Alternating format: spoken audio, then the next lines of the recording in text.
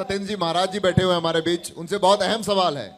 क्योंकि सनातन शब्द इन दिनों बहुत चर्चाओं में बना हुआ है, सभी लोग जानते हैं सनातन की बात हो रही है, लेकिन जो युवा पीढ़ी है वो समझना चाहती है कि संत की सनातन परिभाषा क्या है। एक संत जो है वो सनातन को कैसे एक्सप्लेन करेगा इस युवा पीढ़ी के सामने। बहुत ही सुंदर सवाल आपका। वास्तव में सनातन संस्कृति, भारतीय संस्कृति और वैदिक संस्कृति आज भारत को सनातन की ओर ले जाने का काम जिस तरह से राष्ट्रीय स्वयंसेवक संघ के तत्वाधान में भारतीय जनता पार्टी या हमारी उत्तर प्रदेश सरकार ने सनातन को बताने का काम किया कि सनातन क्या है, सनातन क्या है, संस्कृति क्या है और भारतीय संस्कृति क्या है। ये उत्तर प्रदेश और भारत सरकार ने अक्षरशः आम जनमानस को और वास्तव में आज की इस युवा पीढ़ी को बताने का काम किया है, जगाने का काम किया है। मार्ग अभी हमारे बाबा राजू दास जी बता रहे थे, आप देख पा रहे हो आज सनातन को जिस तरह से महाराज विक्रमादित्य ने भारतीय संस्कृति को जगाया था, आज उसी पर्यटन पर अयोध्या ही नहीं, सनातन को जगाने के लिए, सनातन के संस्कृति को जगाने के लिए अयोध्या, मथुरा, काशी, नैमिष, सारण्य, चित्रकूट, ये सभी जगह भारतीय संस्कृति को आज जगाने का काम यदि किसी ने किया है, सनातन को जगाने का काम किया तो उत्तर प्रदेश सरकार और भारत सरकार ने अक्षरशः काम किया है। और इतना ही नहीं, आप देख पा रहे हो, चूंकि सनातन के साथ साथ आज हम लोग जहां बैठे हैं, आज यह अविरल धारा सरजू की जो बह रही है, यह धारा तब नहीं बहने पाती थी जी, ये धारा में कोई जल्दी आचमन या रामपड़ी में नहीं करता था, आज लोग यहाँ गोता लगाते हैं। आज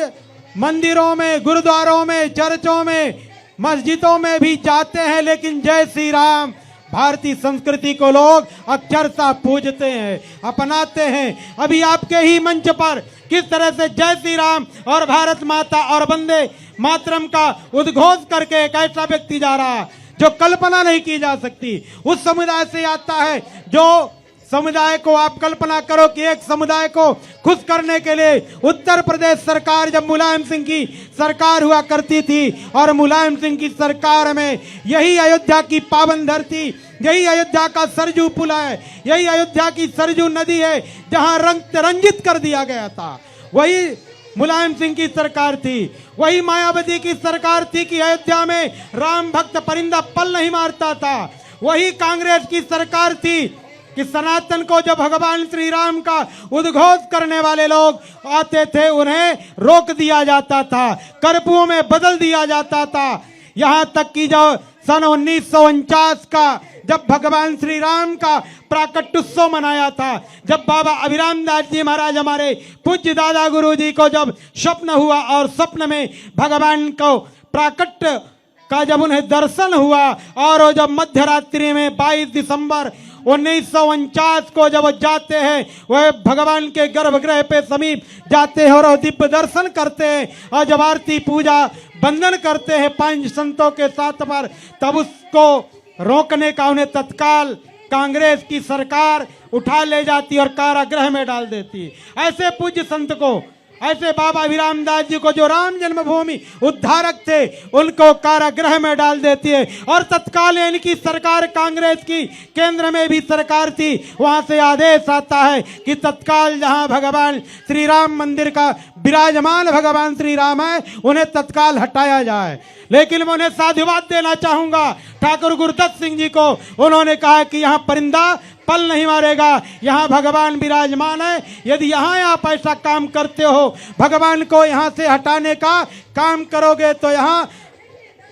रक्त रंजित हो जाएगा। उस समय उन्हें मैं साधुवाद देना चाहूंगा वहां के जज को, जिसके जज के आदेश से रोका गया। लोग कहते हैं कि ताला खुलवाने का काम कांग्रेस ने किया, बिल्कुल नहीं जी, कांग्रेस सरकार ने ताला नहीं खुलवाया, ताला तो पूज्य परमहंस जी के संकल्प के नाते खुला। पूज्य परमहंस जी महाराज ने यह संकल्प लिया था कि भगवान श्री राम का मंदिर नहीं खुलेगा तो मैं आत्मदाह कर लूंगा। एक संत यह कांग्रेस को आक्षेप न आने पाए कि कहीं कोई संत आत्मदाह कर लेगा तो कांग्रेस कहीं मुंह दिखाने लायक नहीं रहेगी, इसलिए ताला खुला था। ताला कांग्रेस के किसी की सहभागिता से नहीं, एहसान से नहीं खुला। कांग्रेस तो कभी नहीं चाहिए। कांग्रेस की नीति रही सदैव एक कुठाराघात नीति रही, सनातन और संस्कृति को मिटाने का काम करती रही। लेकिन धन्य है, मैं उन्हें साधुवाद दूंगा जिस तरह से वह विध्वंस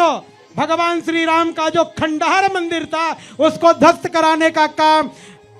तत्कालीन मुख्यमंत्री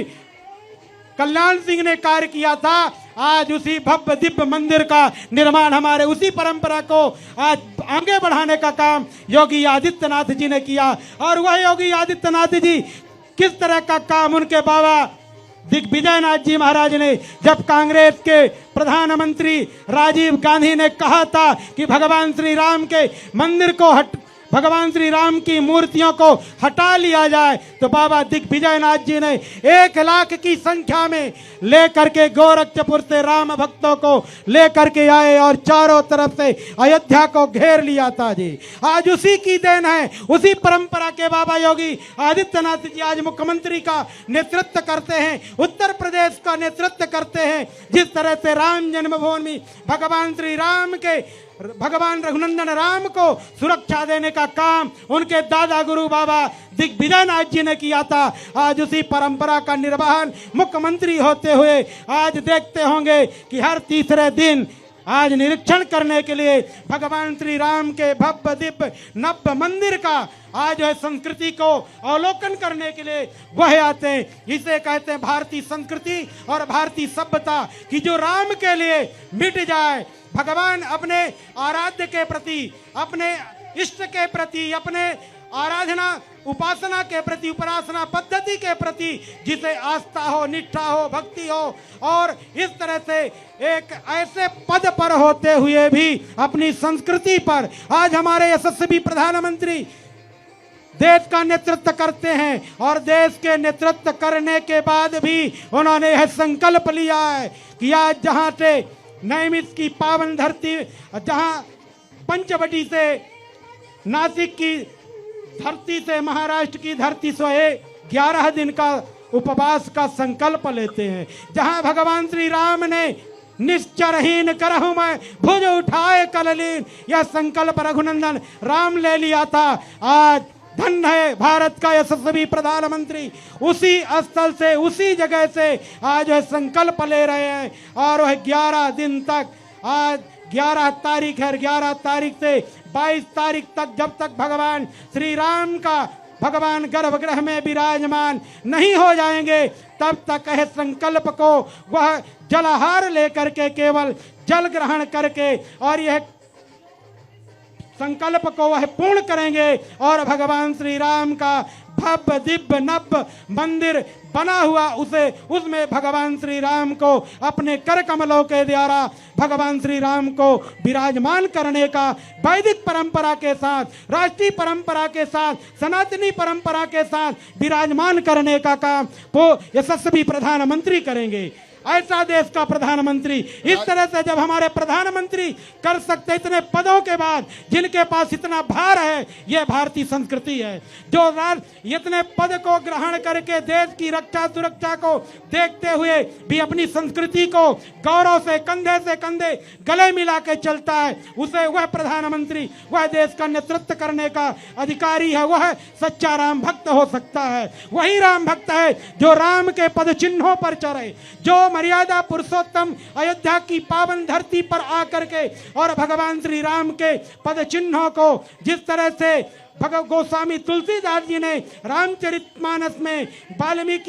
वाल्मीकि रामायण में, वेदों में, उपनिषदों में, पुराणों में जो वर्णन है उसको जो अपना करके चलता है, उस परंपरा का पालन करता है, वही हमारी संस्कृति है। और जो भगवान श्री राम को काल्पनिक करते हैं वह कौन है आप लोग जान सकते हैं। वही कौन है, वह राक्षस कुलवंशी वही हो सकते हैं जो भगवान श्री राम को काल्पनिक कहते हैं। भगवान श्री राम को न मानने वाले लोग, जो हमारे परमात्मा को न मानने वाले लोग, जो भगवान को पे कुठाराघात जो भगवान को कहते मांस भक्षण करते हैं, ऐसे लोग ये राक्षसी प्रवृत्ति के लोग होते हैं। आज भी वह कहीं अछूता नहीं रह गया। लगातार